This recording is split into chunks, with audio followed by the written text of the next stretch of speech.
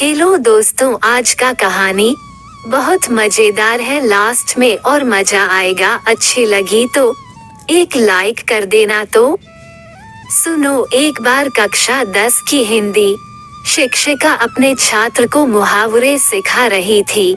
तभी कक्षा एक मुहावरे पर आ पहुंची। धोबी का कुत्ता ना घर का ना घाट का। इसका अर्थ किसी भी छात्र को समझ नहीं आ रहा था, इसीलिए अपने छात्र को और अच्छी तरह से समझाने के लिए शिक्षिका ने अपने छात्र को एक कहानी के रूप में उदाहरण देना उचित समझा। उन्होंने अपने छात्र को कहानी कहना शुरू किया। कई साल पहले सज्जनपुर नामक नगर में राजू में नाम का लड़का रहता था। वो एक बहुत ही अच्छा क्रिकेटर था।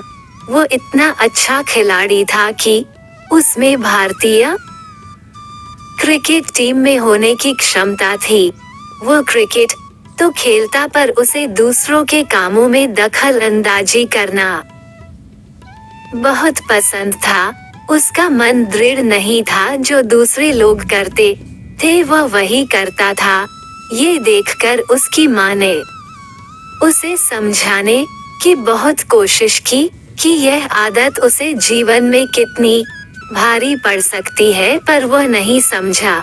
समय बीतता गया और उसका अपने काम के बजाय दूसरों के काम में दखल अंदाजी करने की आदत ज्यादा गई। जब भी उससे क्रिकेट का अभ्यास होता था, तभी उसके दूसरे दोस्तों को अलग खेलों का अभ्यास रहता था। उसका मन चंचल होने के कारण वह क्रिकेट के अभ्यास के लिए नहीं जाता था, बल्कि दूसरे दोस्तों के साथ अन्य अलग अलग खेल खेलने जाता था। उसकी यह आदत उसका आगे बहुत ही भारी पड़ी। कुछ ही दिनों के बाद नगर में ऐलान किया गया। नगर में सभी खेलों के लिए एक चयन होगा, जिसमें जो भी चुना जाएगा उसे भारत के राष्ट्रीय दल में खेलने को मिल सकता है। सभी यह सुनकर बहुत ही खुश हुए और वही दिन से सभी अपने खेल में चुनने के लिए जी जान से मेहनत करने लगे। सभी के पास सिर्फ 2 दिन थे।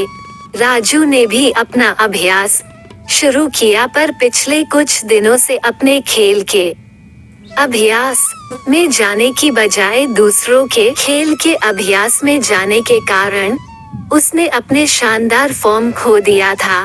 2 दिन के बाद चयन का समय आया।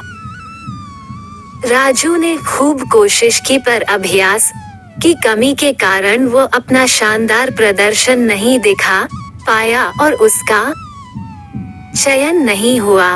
वो दूसरे खेलों में भी चयन न हुआ, क्योंकि वे सब खेल उसे सिर्फ थोड़ा आते थे और किसी भी खेल में वह माहिर नहीं था, जिसके कारण वो कोई भी खेल में चयन नहीं हुआ और उसके जो सभी दूसरे दोस्त थे उनका कोई न कोई खेल में चयन हो गया, क्योंकि वे दिन रात मेहनत करते थे।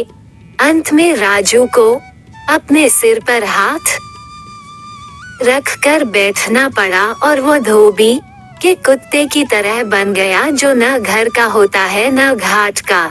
इसी तरह इस कहानी के माध्यम से सभी बच्चों को इस मुहावरे का मतलब पता चल गया। शिक्षिका को अपने छात्रों को एक ही संदेश पहुंचाना था कि वह जीवन में जो कुछ भी करे सिर्फ उसी में ध्यान दे और दूसरों से विचलित न हो, वरना वह धोबी के कुत्ते की तरह बन जाएंगे, जो न घर का न घाट का होता है। कहानी कैसी लगी कमेंट में अपनी राय जरूर देना। ऐसा ही कहानी सुनना चाहते हो तो चैनल को सब्सक्राइब जरूर कर देना। धन्यवाद।